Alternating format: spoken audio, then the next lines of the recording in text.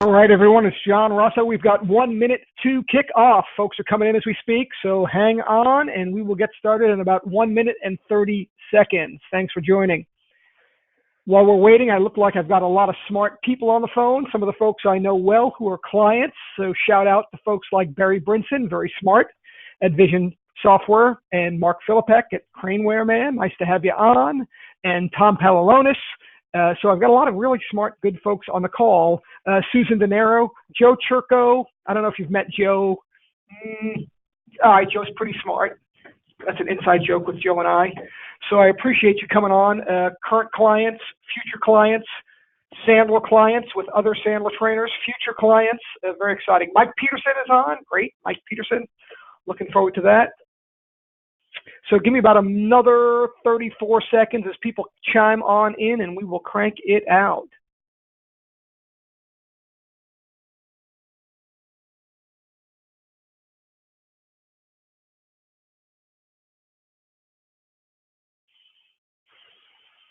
We had a couple of hundred people register for this, which is, again, very nice. All right, I've got 2:01. We are recording. A couple of ground rules. Again, welcome to Retain, Protect, and Expand Key Accounts. My name is John Rosso. I am with Sandler Training.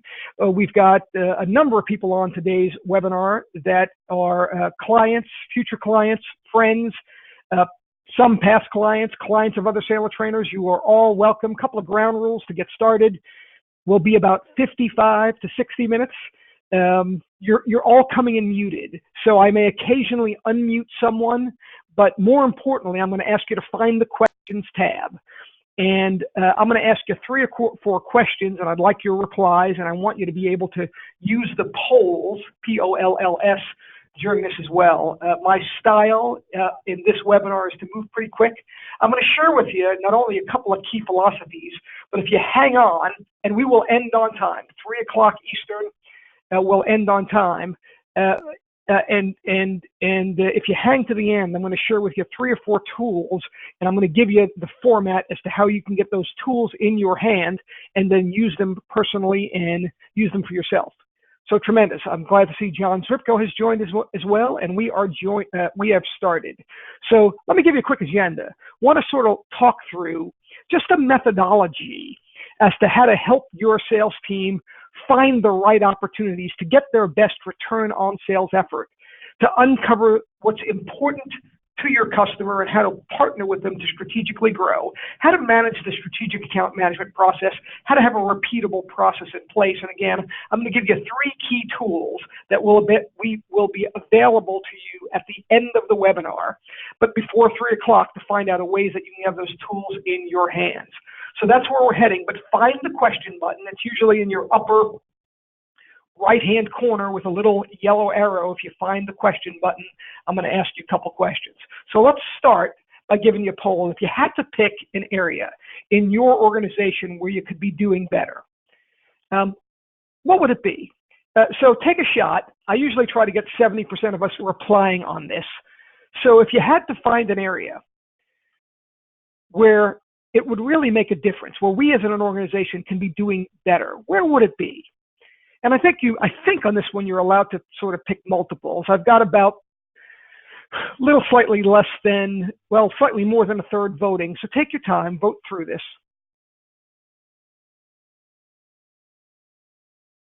Right, if we had to pick an area where we could be doing better, where would it be? Pretty good. I've got 58% of the people voted. I'm going to give you about another 10 seconds. So if you've not voted, we're up to 65, 69. Keep on pushing, man. We're overachievers. Let's get ourselves to 75. 76. All right, poll is closing. If you haven't voted, please vote. Nice. We're at 80% voted. You guys are kings and queens. So you should be able to see this momentarily. Pretty good, right? So 72% say, hey, we got to do a better job landing new accounts. And an unmerciful plug is you ought to pick up Prospect the Sandler Way by world famous author John Russo, but it is a good book. 23% say retaining, so good job for you doing a good job retaining. 30% recapturing, and a whopping 39 saying, hey, expanding existing accounts. So we're going to talk about expanding existing accounts. We're going to lead a little bit into how you can use that process to land some new business as well. So very, very cool. So let's see where we head from here. Second poll. So bottom line impact. The bottom line, so let me hide this poll, I'll give you a second poll. The bottom line impact of not retaining and or expanding our client base in your world. The bottom line impact, you can only choose one for this. The bottom line impact of not retaining and or expanding your client base in your territory or in your organization. Round numbers is what? Less than 100K? 100, 500K round numbers. 0 to, I got to share it. It's coming. 0 to 0 to 100, 100 to 500, 500 to $1 million, over $1 million. So take a shot again. The bottom line impact of not retaining or expanding existing client base. What do you think? Take a shot.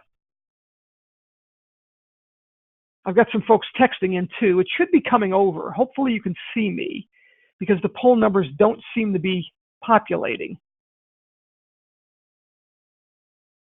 Yeah, sharing the results, not the poll. Let me try it one more time. That's weird. Give me a second. We may not be able to do this if it doesn't work. You can see the screen, but can't select an answer. I see the same thing happening, guys. You guys are good. Thanks, Patrick. Thanks, Brian. Thanks, Barry. So yeah, if you want to type in your answer, that may be helpful as well. I apologize on the technology glitch. Usually the polls work very easily, but I am struggling on my poll. Let's try it one more time.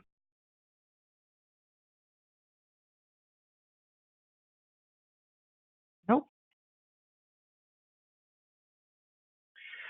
Good, I got a good smattering. If you'd see the numbers, it's probably playing the majority talking over $1 million, and very few less than $100,000, and then a bunch in that kind of mid area. So, we're talking about enough money for us to care. I apologize for the poll. Hopefully it works a little bit later I've got a couple more polls for you, so we'll see where this is going. So let's chat a little bit about it. Let's think about what's the return of our sales time invested here, right? So if we think about time management for our top performers, these are the questions we need to be asking.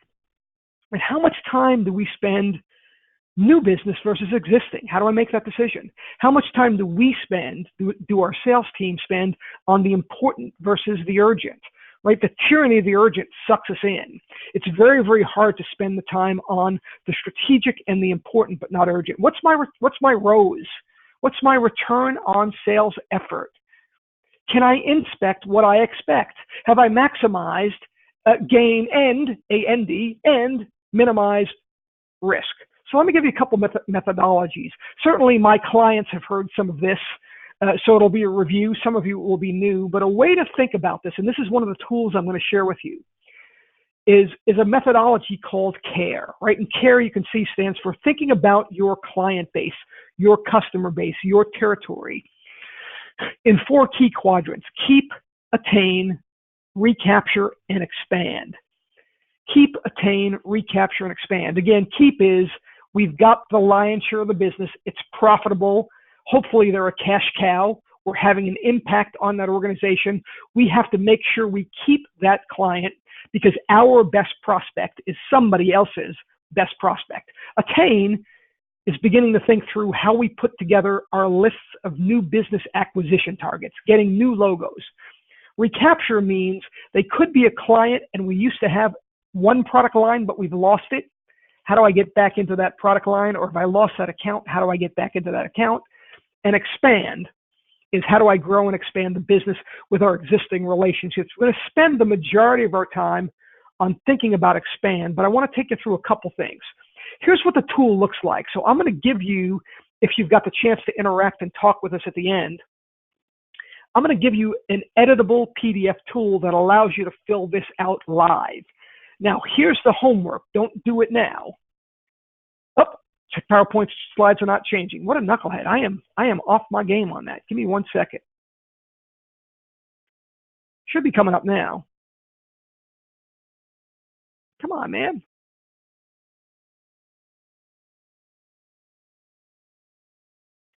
I just want to get the slides up. Weird. I've done this webinar a bunch of times and I'm struggling on this. Should be coming up. Let's see. Come on, baby. All right, there it is. Thanks. So I'll go back just a couple of shades just because I screwed you up a little bit. So a couple things to think about. Right? How much time are you spending new business versus existing, as we mentioned? What's your return on sales effort? Keep, attain, recapture, expand. And this is what the tool would look like, right? And it's an editable PDF that you'll be able to use. And so if you think about that, here's the exercise. Here's what I want you to do. I want you to take your territory. I want you to take your salespeople territory and then have them look at their client base. If it's an unbelievably huge client base, 700 clients, pick the top 20. But I want you to break those clients down and put them by name into the keep, attain, recapture, expand. And again, if you think about keep, it's service, maintain, protect, elevate the relationships. New business is self-explanatory, right? Recapture, expand. Now, here's a question for you. I want you to go to the questioning tab and jot down, what do you believe is just one positive result? If you can take anything away from this webinar, this is one of the things I want you to do, the homework exercise, to take your clients and segment them by care. What do you believe is one positive result of simply taking the 5 to 10, the 15 minutes to segment by care, keep, attain, recapture, expand? Go to your lesson, go to your, go to your questions and fill in 1 or 2 answers. I'll read 3 or 4 of them because this is key. It will make you money if you do this. I do it every 2 months. So go to your questions, see if you can jot down what's just one positive result of doing this. So I got a couple of cool things happening. Keep on typing. One is it allows me to understand my priorities. True. Thank you, Stephen. It provides focus. Absolutely. Mark said a great one again. It allows me to sort of figure out where's my best ROAS, return on sales effort. Barry's got a great one. It'll help me really think through where I can ID warm referrals or even internal referrals. It begins for me to think priorities of areas I want to improve. Only written goal, says John, can be achieved. Keeps me from relying on the same customers. All good answers. Here's one I haven't seen.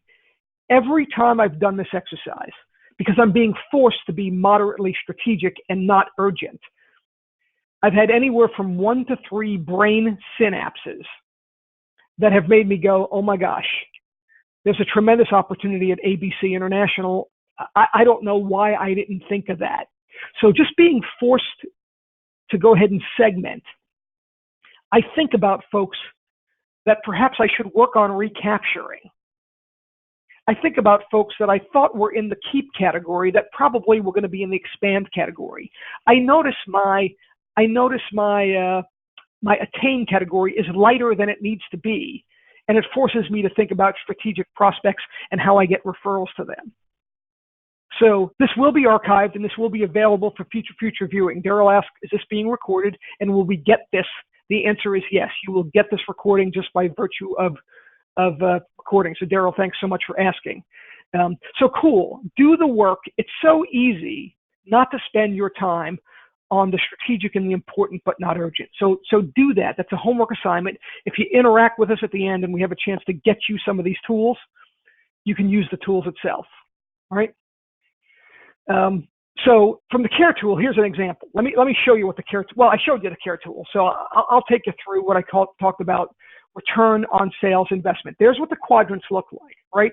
And the key is we don't spend enough time on the quadrant that's not urgent, but important. It's that bottom right-hand quadrant, right? The things that are important, but not necessarily urgent, that's where pipeline building comes in. That's where new opportunity definition comes in. So let me take you through a couple of ways to think and how to use this tool. One is account segmentation. Please do it.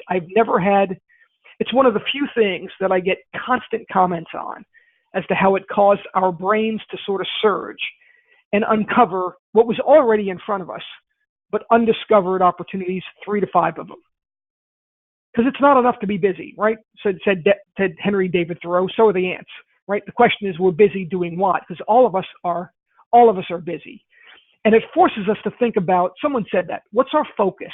How do we want to prioritize our time, right? If we really think about success in selling, it's a combination of 3 things.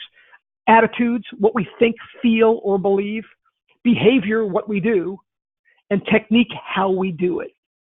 So I'm not going to spend as much time on attitude today, although it's a key driver, right? Attitude is what you think, feel, and believe. The attitudes is interesting. That's kind of bubbles to the top as you do the account segmentation. I am going to talk behavior, and I am going to talk technique. Behavior is what we need to do, and technique would be how we do it. So question for you. What do you think? Using your questions, not a poll. What's the most difficult one to coach? Attitude, behavior, or technique? Any thoughts? Right, as you look at improving yourself, improving your team, what's the toughest one to coach to? Attitude, behavior, technique. I will share with you where most people fail. Keep typing. I got a handful of answers. Chelsea's on. Hello, Chelsea. Barry, I think you got the right answer. So good news. Everyone is either saying attitude or behavior, not technique. I would agree technique is the easiest to coach. I think the attitude may be the most difficult to change, but I think one of the highest impact and most difficult areas to coach is behavior. What I mean by that is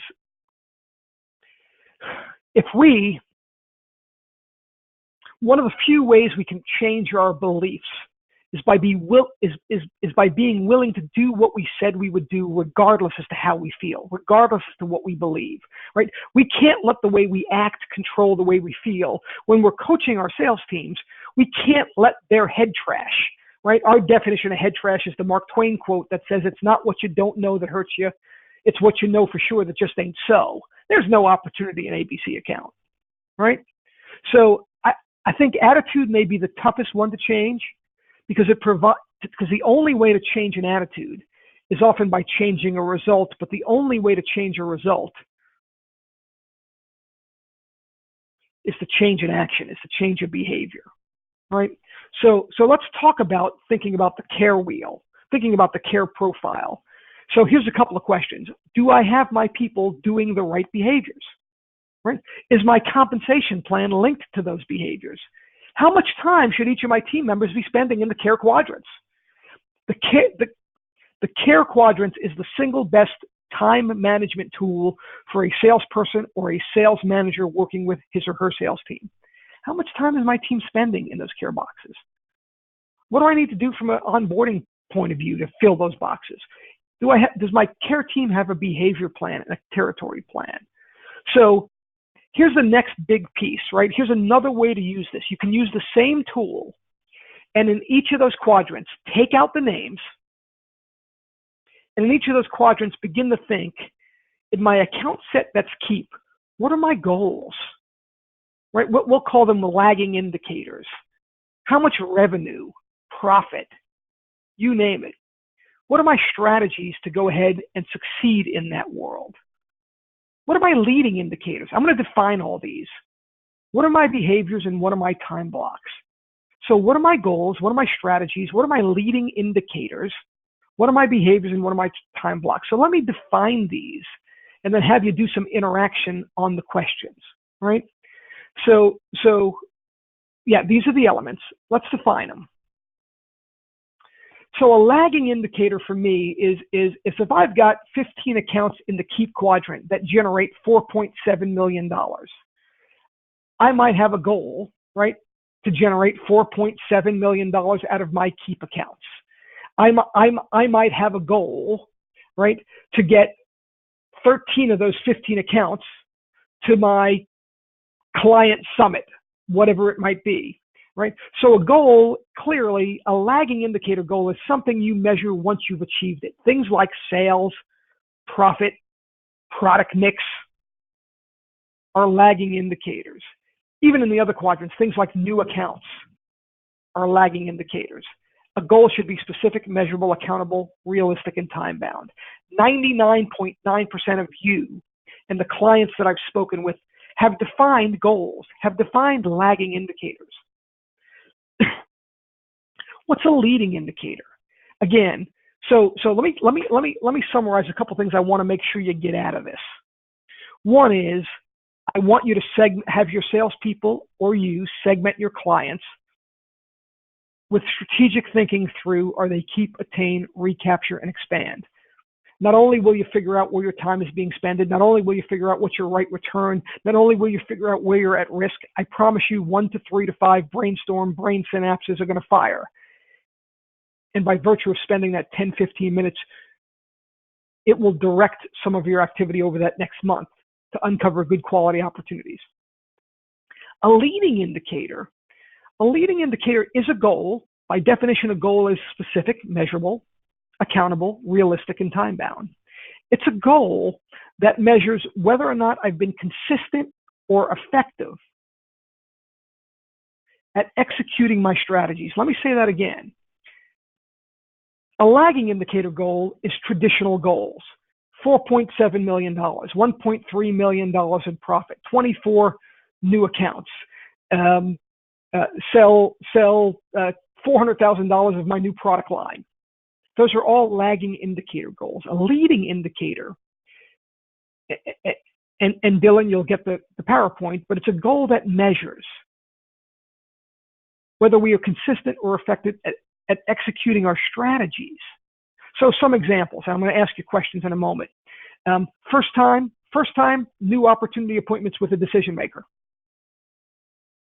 That's a leading indicator. Getting a brand new referral or introduction. Conducting or scheduling a quarterly business review. Inviting your clients and having them take advantage of a plant or site visit, because that often will include close rate. Those are all leading indicators, right? Leading indicators. So as a definition of terms, when we go through leading indicators, just take a moment. If I've not been clear, say so on the questions, but what's one leading indicator? A leading indicator, again, is something that happens upstream. It is a goal, it is specific and measurable, but it's measuring whether you've been consistent and effective. So again, I might have a behavior that says ask for referrals, but if I'm not setting a goal for monthly referrals, and then indeed tracking to that goal, then I don't have a good leading indicator, right? So take a moment and think through what's one leading indicator that if you measured it and achieved it, if your team measured it and achieved it, what's one leading indicator that you're not measuring today that if you measured it and achieved it would make absolutely the biggest difference in the profitable growth of your organization? What do you think? What's the number one? By the way, there's no right or wrong answer here, but I want to see if you've got the concept of it. What's one leading indicator? And I'll read them out in a couple of moments. Yeah, keep them going. I got some coming on in. What's one leading indicator?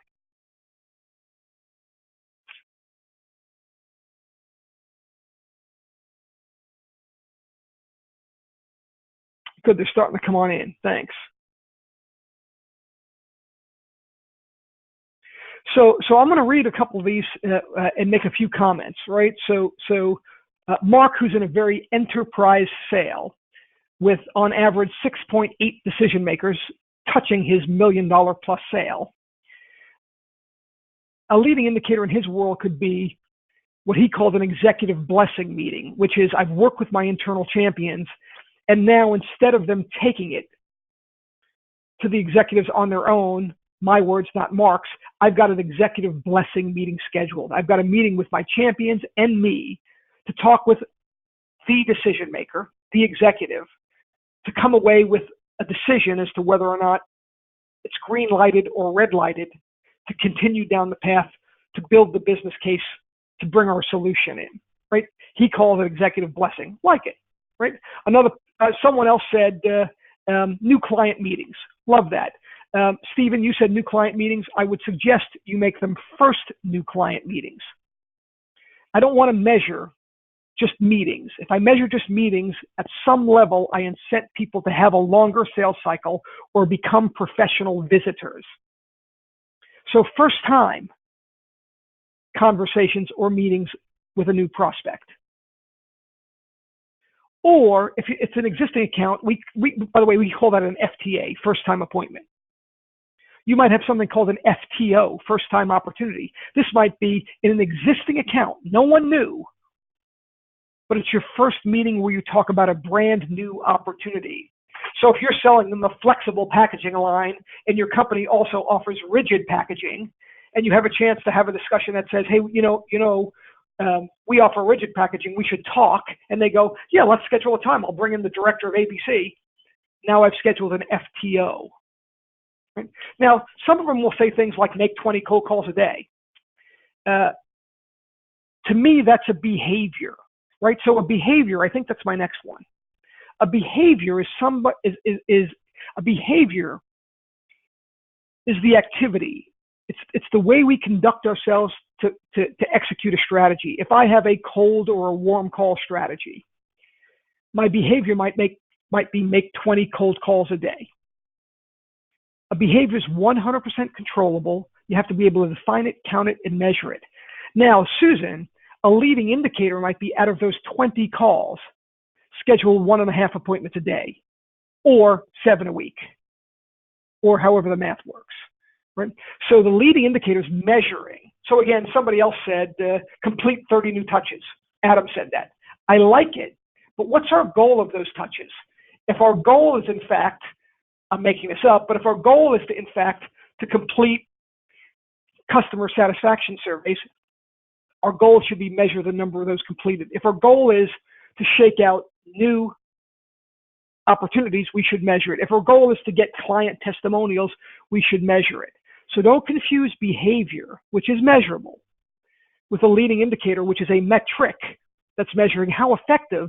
Because again, if I make 20 cold calls a day, just to use Susan's, I did it for 7 months in a row and I haven't gotten anywhere. Right? I'm either calling at the wrong time, calling the wrong people, or I'm flat out not very good at making these calls, is kind of how it works. Yeah, I like it, Adam. Right. Yours would be 5 new site surveys out of your touches. Beautiful. You got it. Adam's got it, man. Praise the Lord. Amen. Right. It's a beautiful thing to think about the differences between behaviors and leading indicators. And one of the things I find is, listen, I don't know about you, but man, we've been in an expansion economy. It feels like, or it is, since 2009, 2010. Certainly the market's been going up. Business has been pretty good with some exceptions. I'm a pain motivated guy. I worry that things can change, right? And they have for us in the course of our business cycle. I have found that in a good economy, people can absolutely make their lagging indicator. They can make their goals and still be miserable, almost miserable, still be weak at their leading indicators. I have never, I'm sure it exists, but I've not seen people who've made their leading indicators not make their lagging indicators. By far, it's a whole lot easier to make your lagging and screw up your leading. Keep your eye on the leading indicators. As you inspect what you expect, as you look at accountability with your team, help them define, right? Going back a couple of places. Going back to this, help them define in each of those quadrants, what are the leading indicators? In Adams, this is a made-up one. Underneath keep, it might be site visits. Underneath attain, it might be, as a leading indicator, first-time appointments. Under recapture, again, it might be first-time re-engagement appointments. Underneath expand, it could be a first-time new opportunity conversation, or a site visit, or attendance at your client exclusive event.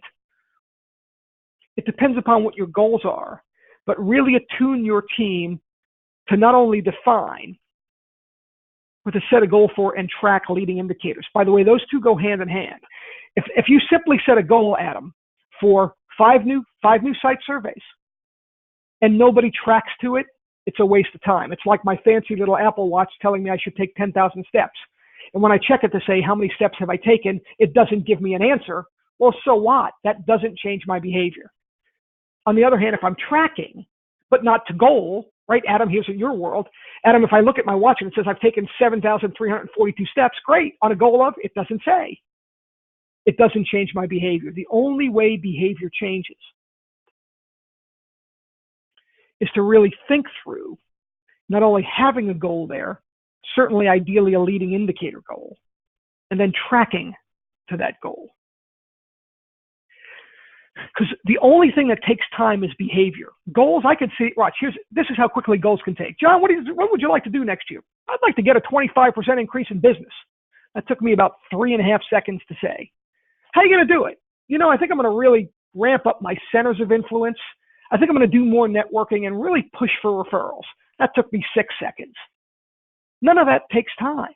I mean, hopefully it takes more time than 9 seconds. And hopefully you're more due diligent, thoughtful, and apply critical thinking skills better than that. But what takes time is behavior. What takes time is Susan's 20 calls a day, Adam's 30 touches a week, whatever it is. So as your team looks at how they want to segment their account, what are their goals in the quadrants? What are the strategies to execute? What are the lead measures what are the metrics that help me define, am I executing my strategies? What are my behaviors? And then break that down into time blocks. How much time in each of those quadrants do you need to be spending on the strategic and the important, but not urgent? Right? If I've got a call in the keep quadrant that says, I'm trying to radiate out of the accounts, 3 wide, 3 deep. So my call is to be introduced to others in the organization, to radiate it out. That's not going to make me money today, maybe, but it takes time to be able to do that. That collectively is what we would call your cookbook, right? Your cookbook is your combination in each of those quadrants. It's like your recipe for success. The rule is if you can define it, you can do it. If I don't define it, I don't have to be held accountable to it. And if I defined it, but I didn't do it, I have a commitment problem, because my definition of commitment is doing what you said you would do, regardless of circumstances and regardless as to how I feel. Commitment is doing what you said you would do regardless of circumstances and regardless as to how you think you feel. So I like it. John says, John, you say we define it as a meaningful discussion with a key decision maker and something that ends driving clearly defined outcomes. Amen, brother. Absolutely. I like it. Right? In fact, I worked with John once. John's in the packaging business. And one of his salespeople who was new at the time said, my manager, John, keeps telling me I don't have any next steps. And I said, well, do you? He said, well, I met with the prospect, and they told me I needed to provide samples. So I'm in the midst of providing samples. And, well, there's no end. That's what my to-do is. I'm in the midst of providing samples. I said, I agree with John. You don't have a good next step. Well, how could that be? My next step is providing samples. I said, I need to be a little bit more clear. A next step has to include, from the client side, from the prospect side, the commitment or action that they're willing to take. Had you said to me, Mike, that you're doing samples, and then you've got something on the calendar the week after the next to review those samples, to go through the key requirements, to be able to share that these samples meet the requirements, and then to move on to trialing, should they meet the requirements, then I'm putting both thumbs up. You got yourself a next step. So I like the way you're thinking, but this is what we would call your cookbook, right? So let's break it down and talk a little bit about cookbooks for a second, right? I went back a bit, give me a second. So let's think about this. Let's just do leading indicators. all these questions you should ask yourself. We don't have time to ask them all today. All right. What are some good lagging indicators for keep accounts? Right. For me, oftentimes a good lagging indicator could be product mix. Right. It could be profit. It could be revenue. It could be revenue by product line. What are some of the keep strategies? If you think about keep strategies, again, they could be radiating out throughout the account. They could be customer satisfaction calls and or meetings. They could be business reviews. They could be executive forums. They could be meeting and strategizing and going out to dinner together at conferences. So using your keep accounts, just in your world, what do you think is a good leading indicator? I think now that we've got a pretty good understanding of leading indicators, what's a good leading indicator for someone who you deemed to be in your keep account quadrant? What's a good leading indicator? There's no right or wrong. Well, there might be some wrong answers, but there's probably a lot of right answers here. So take a shot, go to questions. What do you think?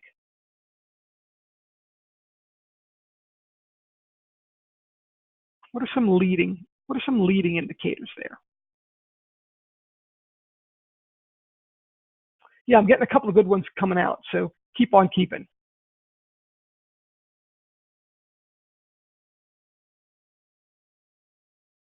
Yeah, these are good. Keep going if you can.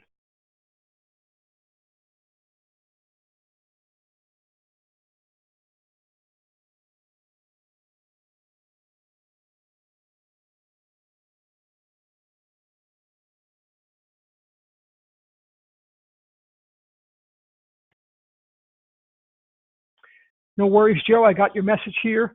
So I like them. A lot of them say things like quarterly business reviews, executive reviews, in-person quarterly reviews. Really, those are really good. Some of you said bring people to my user event. I think that's tremendous.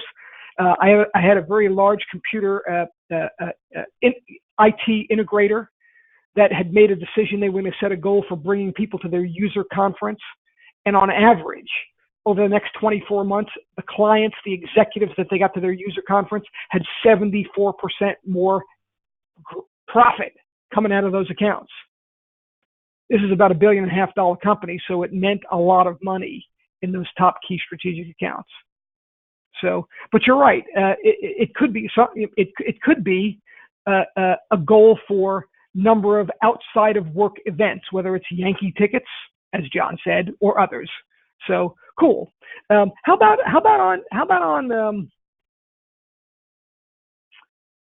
on the quarterly business review? Here's some of you have seen this. I know John has, and I know Mike has, and I know a bunch of you has. I get more feedback on this than almost anything. Here's the structure for a good keep and a good expand call. And I want to see if you can tell me why, right?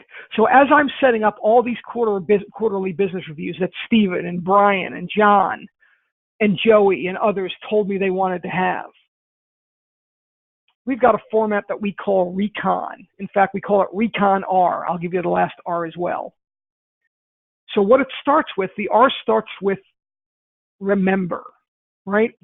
And actually, I'm going to take you down a couple of these, right? Right. The R starts for remember. Like, here's what it would sound like. You know what, John? Let's get together and do ourselves a business review. Really have a chance to sort of level set, make sure we're on the same page. Here's my thinking. If we can spend just a little bit of time up front, sort of reviewing what got us to this point in the relationship, sort of what were you working on when you made the decision to bring us in? That's the R. So what is using questions? What do you think the R does? What do you think the R does for you? How can you use that R effectively? Take a shot using questions. Nice, I'm getting good answers. Good. Keep going. Let me see if I can get anything else. So 1 is it level sets you, right? 2, beautiful. I'm getting great answers. It reminds them of the original pain that you may have solved, because once you solve their pain, there's this instinctual effect to try to treat you as a commodity. Now that I'm out of pain, It's all about money. The other beautiful way to do this is anytime there's a transition. So you don't have to type anything in. Who besides me has ever lost some business because your champion was promoted, not promoted usually, fired, left the company, we lost our champion, we lost the business. This is a tremendous opportunity that if there are new players in the market, if I'm the same salesperson, I get a chance to say, you know what, John, what may make sense is I know our two organizations have had a 12-year relationship together. I know you're newer to organization X. What may make some sense is if I sort of recap that relationship briefly to sort of understand how it started, what were some of the expectations moving in, what's been our experiences together to date, and then we could talk a little bit about your expectations. So it's a great transition call. Or if you've got a new salesperson, you're a sales manager, you've got a new salesperson, existing account, you had account turnover, you promoted up or someone left, and now your salesperson says, listen, I know that you've had a 12-year relationship with our organization. I've been with the organization 2 years. This will be a new relationship for me. I've got tremendous notes and have spent a lot of time with person X understanding more about the account. I think what may make sense is perhaps if I spend a couple of minutes to sort of recap my understanding of the relationship, how it got started, the reason why it began, what's been our experiences. It's a great way to do a transition call. So that's the R. Let's get them reminding of the pain. The E, right? So here's the E. The E is evaluate, right? Now, this can be small or large depending upon the purpose of the call. If the purpose is a customer sat call, here's an example of another tool. Let me show you this second tool. Give me a moment. I'll bring it up.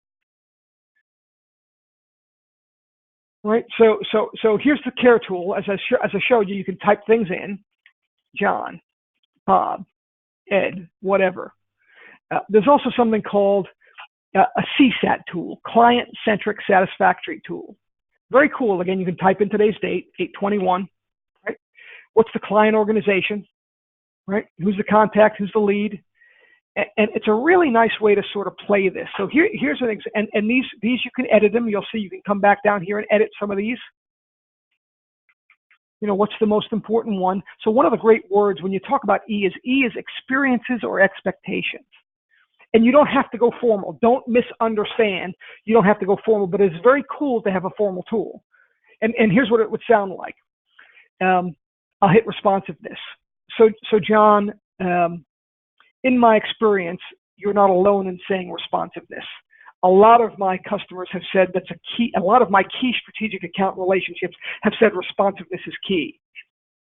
It's interesting, though. Everyone seems to have a slightly different definition. And John, what I'm interested in is your definition. So help me understand what responsiveness means to you. Our job is to really get in their head and understand that. How do we build real value? And then work with them to create what are the 5 most important ones to them? And to be able to come back and talk through how we did on an ongoing basis, that value gap analysis that one of you talked about a little bit earlier.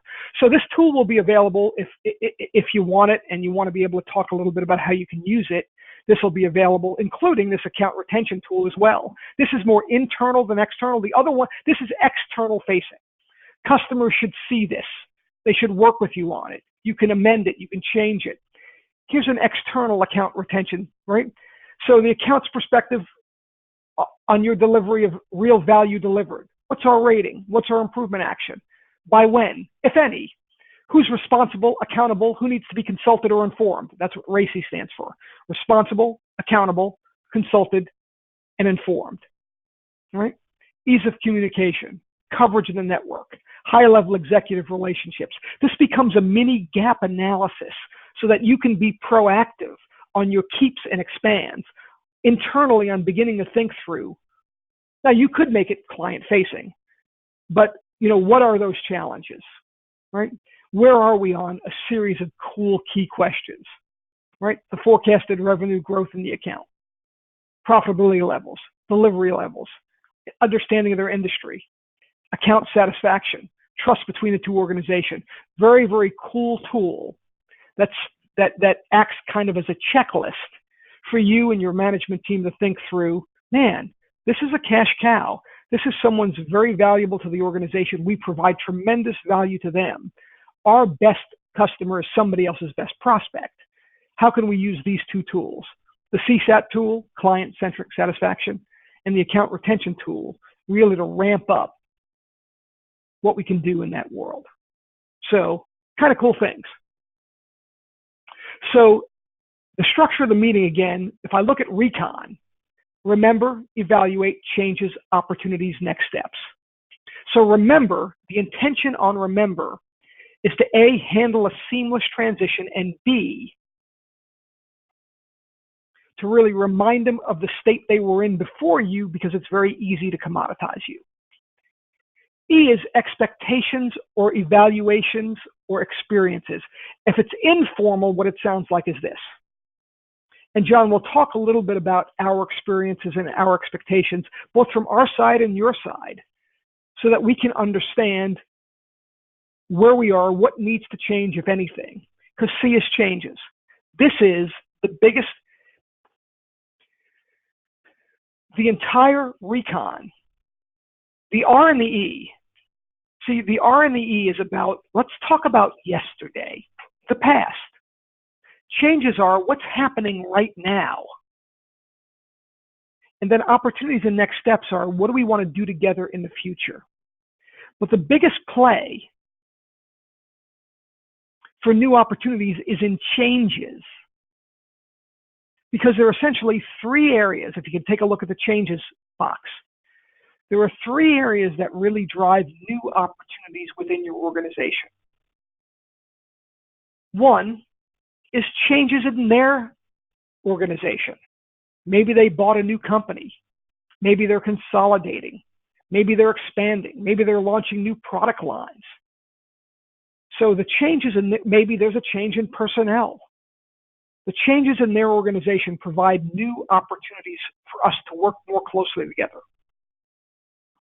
There could be changes in the marketplace, right? Maybe there's a change in a government regulation that you can now be consultative and value added in your education, but it drives a change in the way you work together and drives new opportunity. And then equally as important, any changes in your organization. This provides an ongoing format for you to be able to say, and there's been a few changes from our side that I think could be valuable for you. I want to share with you some of the things we're doing in a new product development area. Run those by you, and then you and I can decide together, does that offer any additional opportunities for us to work more closely together? If not, no worries. But if so, then you and I can begin to put our next steps in place, right? So the key play on a recon call, the recon call is essentially the agenda of a really excellent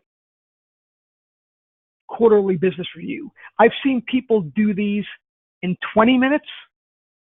I've seen people have executive forums that were 2 days long with 15 people from the account and 15 people from the client, all working on these 5 steps. Let's remember, let's evaluate what's changed. What are the opportunities moving forward? If we have opportunities, we always need to leave with some clearly defined, mutually agreed to in the calendar next steps, right? So recon would be an example of a strategy. Let me pause for a second, take maybe a 20-second break, and just see if anybody has any questions on the recon strategy. I've gotten a lot of great, by the way, this is a buzzword, but the last R stands for referrals. Right? So not only do we want to do a recon, but we want to get both internal and external referrals from our trusted relationship. So let me take 40 seconds, see if anybody has any questions, comments, or best practices. Then I'm going to ask you a couple of key questions, do one more poll, do some lessons learned, and let you go. We've got about 10 minutes left. Any questions, or am I confusing you? Just take a moment and ask away.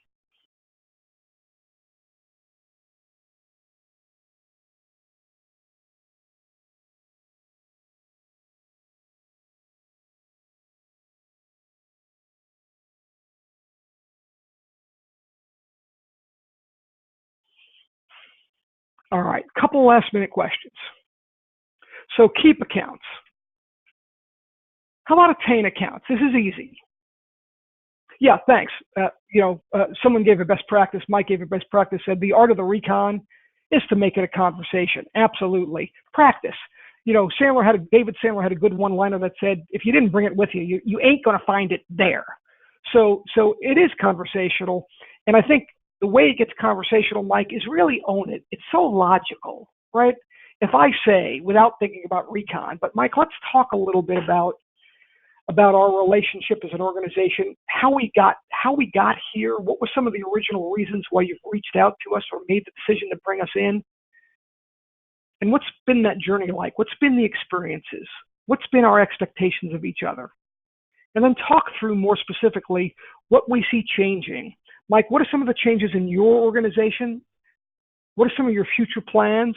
What you see coming down the pike that you think it may be important for us to know so that we can be responsive and better positioned to help you. Let's talk about the changes in the industry. Let's talk about those industry trends and directions. I can bring value to you, letting you know what I'm seeing in the marketplace. And we've got a couple of changes in our organization as well that I think could be very beneficial to you. I don't know 100% if they're a fit for you, and that's the reason why I want to bring them up, because we can decide together based upon those things, are there any additional opportunities for us to work more closely together? Make some sense? Sure. So what are some good leading indicators for an attain account? I think this one's an easier one. Go to questions. What are some leading indicators for an attain account? Leading indicators.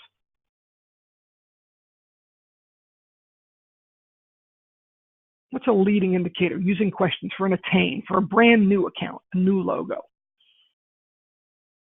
What would be an example of a leading indicator you can measure? I'll give you 10, 15 seconds. Yeah, beautiful.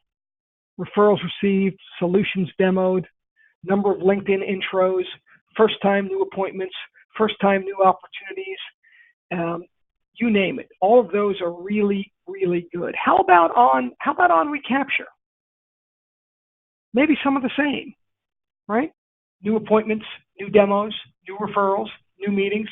Let's do this one. This is a little harder. Let's go back to questions. How about on expand accounts? What are some good leading indicators on expand accounts? Remember, what we measure is what gets done. If you're measuring it and it's not changing your behavior, it's kind of a waste of a measurement. What are some good leading indicators in an account that you would put in that expand quadrant? Take a shot. Yeah, a good one would be how many Recon R meetings are held. Love it. First meetings to talk about products they currently don't buy from us. Love it. Internal referrals to drive depth. Love it. Right? Phone conversations where we're asking for help in any number of things. Product design. Attendance at our user group meeting. Site visits. Reference account visits. Right? Those are all cross-sell opportunities, upsell opportunities. All of those are tremendous opportunities where we can execute in the expand quadrant. So again, what we're trying to do is follow Recon R. And I want to uncover, most people don't want to ask these questions. I want to understand where we stand. I know it's going real well, Bob. I appreciate all the great keystrokes. I mean, you ought to know what can get you fired. What are you graded on? Whose priority are those and what are they? Who else do we need to be asking these questions to? What future projects do we need to be discussing? So there's a lot going because Sandler is meeting silence here. Each of your folks should segment their accounts in care, 1 to 3 to 5 brain synapses. Each of them should have a cookbook specific to care. Each of them should have time blocks dedicated to care. Each of those should include leading indicators. It's our job as leaders to inspect what we expect. Right? People judge themselves by their behaviors, I mean, people judge themselves by their intentions and everyone else by their behaviors. We've got to look inside and judge ourselves by behaviors as well. Let me give you one more poll. So we're wrapping up. I want you to start thinking about lessons learned, see if the poll works. I've never tried it like this, so I'm going to give a shot. So let me launch this one. Yes, I'd like to get the tools and have perhaps a short discussion with you about how we use the tools. Some of you are clients. If you don't have the tools, just say yes, John, or just click yes and we'll get them to you. Those of you who aren't clients who want the tools, yeah, man, no worries. Hop on in, right? So just use the poll. Let me get at least 70% of us voting. If you'd like the tools, great. We'll have a conversation. We'll get them to you. We'll spend some time talking how to use it. If there's a reason to help, tremendous. Just go ahead and throw that down. If you're working with another Sandler trainer, he or she can get you those. God bless it. We love that.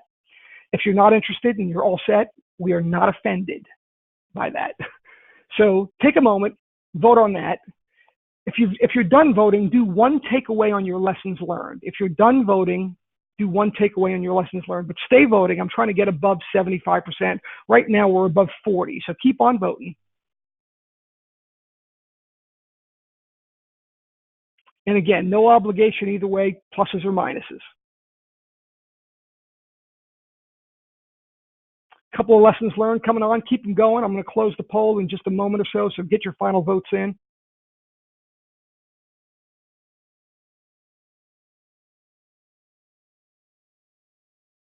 So let me read a couple of takeaways while the final folks vote. One was just care in general. Care as a methodology, a cool way to segment out your clients. Recon, great way to sort of secure relationships, ensure the customer's still engaged. I like this one too by Brian. Use care every 2 months. If I heard you right, spend 20 minutes doing it. I think that's about right. I mean, it changes depending upon how many accounts you service, but absolutely. So really understand the value of care. Thanks, Susan. Appreciate it. Yeah, goals got to be quantifiable, attainable, have parameters. Use recon. So let's see. 2:56, I've got you out on time. If you care to see the polls, I'll even close it, launch it, share it, and we're in pretty good sense. Fully half of us say, yeah, man, I'd love to get the tools and have a conversation with you. No obligation. 17% say, I'm working with another Sandler trainer. We love that. Join us, get as much as you can. 30%, all okay, no worries. You guys are tremendous. We do these every once in a while. You'll get invited. If you need any additional help, reach on out to me at john.rosso@sandler.com. Appreciate it all. Thanks very, very much. We will talk soon on the next webinar or see you in class. Thank you.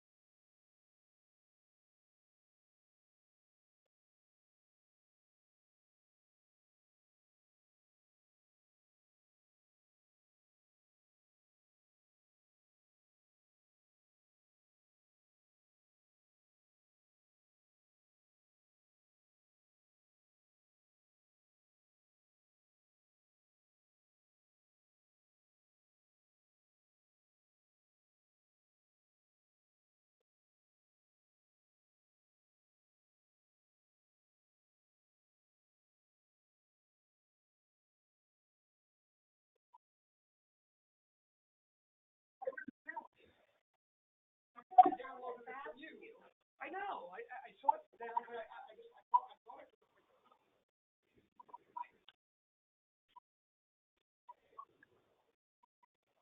was clear.